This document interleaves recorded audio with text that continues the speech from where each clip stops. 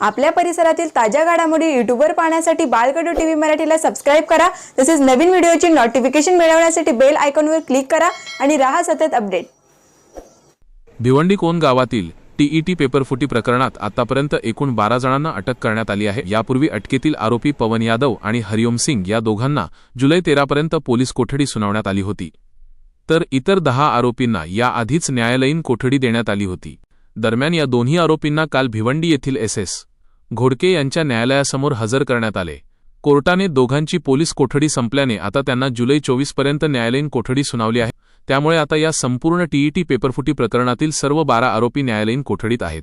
पोलिसांकडून या प्रकरणाचा पुढील तपास सुरू आहे।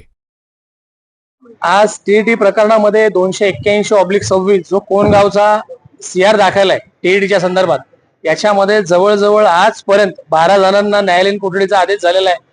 आज जे कोर्टापुढे आरोपी आणले होते हरिवंश सिंग आणि पवन कुमार यादव, अशी ही 2 लोक यांना देखील 24 जुलैपर्यंत मेहरबान न्यायालयाने न्यायालयीन कोठडीचा हुकूम केलेला आहे।